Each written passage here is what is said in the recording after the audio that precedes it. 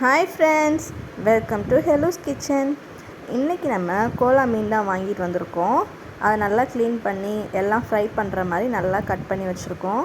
பாருங்கள், உள்ளே இருக்கிறதெல்லாம் வெளியில் எடுத்துகிட்டு நல்லா க்ளீன் பண்ணி கட் பண்ணி வச்சுருக்கோம். இனி இதில் மிக்ஸ் பண்ணி வச்சுருக்க மசாலா தேய்ச்சி எப்படி சூப்பரான ஒரு ஃப்ரை பண்ணுறான்னு பார்க்க போகிறோம். வாங்க பார்க்கலாம். நீங்கள் இந்த மாதிரி கோலா மீன் கடையிலேருந்து வாங்கிட்டு வந்தீங்கன்னா வீட்டில் நல்லா வாஷ் பண்ணிவிட்டு இந்த மாதிரி நடுவில் நிறைய கோடு போட்டு வச்சுக்கோங்க. இது கொஞ்சம் பெரிய மீன் தான், நான் அப்படியே முழுசாக தான் பொரிக்க போகிறேன். உங்களுக்கு சின்னதாக வேணும்னா நீங்கள் சின்ன பீசஸாக கட் பண்ணி வச்சுக்கலாம். இப்போ மீனில் மிக்ஸ் பண்ணுறதுக்கு மீன் ஃப்ரை மசாலா எல்லாம் நம்ம ரெடி பண்ணி வச்சுருக்கோம். அதை ஒவ்வொரு மீன்லேயும் நல்லா படுற மாதிரி தேய்ச்சிக்கலாம். இப்போ எல்லா மீன்லேயும் படுற மாதிரி நல்லா மசாலா பரட்டிக்கோங்க.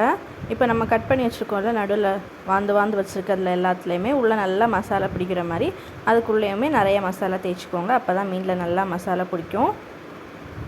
3 மீன்லேயும் அதே மாதிரி தேய்ச்சி எடுத்துக்கலாம். 2 சைடுமே உள்ளாடி இந்த மாதிரி தேய்ச்சிக்கோங்க. ரொம்ப மசாலா போட வேண்டாம், லைட்டாக படுற மாதிரி உள்ளே தேய்ச்சிக்கோங்க, இல்லைனா உள்ளாடி பச்சை வாசம் எடுக்கும். இப்போ இதை ஒரு 1/2 அன் ஹவர் ரெஸ்ட் விட்டுக்கலாம், நல்லா மேரினேட் ஆகட்டும். அதுக்கப்புறம் நம்ம ஃப்ரை பண்ண ஆரம்பிச்சிடலாம்.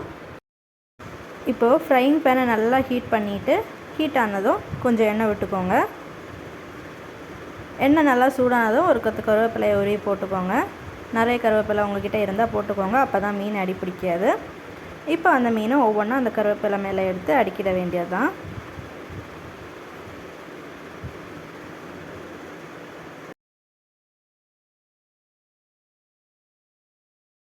இப்போ ஒரு சைடு வெந்ததும் எல்லா மீனையும் மறு சைடு மறைச்சி போட்டுக்கோங்க. ஆயில் சுத்தமாக இல்லைன்னா கொஞ்சோண்டு ஆயில் ஊற்றிக்கோங்க.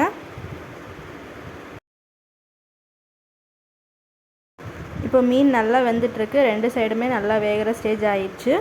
இது நம்ம 2 சைடும் நல்லா வெந்ததுக்கப்புறம் நல்லா கிறிஸ்பியாக வேணும்னா கொஞ்சம் நேரம் கூட நல்லா ஸ்லோவில் வச்சு வேக வச்சுக்கோங்க. இல்லை கொஞ்சம் சாஃப்டாக வேணும்னா வெந்தோடனே நீங்கள் எடுத்துக்கலாம். இப்போ பாருங்கள், 2 சைடுமே நல்லா வெந்துச்சு. இப்போ நம்ம ஒரு பிளேட்டில் மாற்றி சர்வ் பண்ணிக்கலாம்.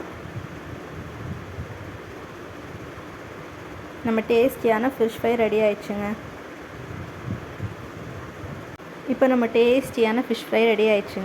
இந்த ஃபிஷ் ஃப்ரை கூட கொஞ்சம் ஆனியனும் வச்சுட்டு அப்புறம் லெமனை மேலே புழிஞ்சு ஊற்றி சாப்பிட்டா செம்ம டேஸ்ட்டாக இருக்கும்.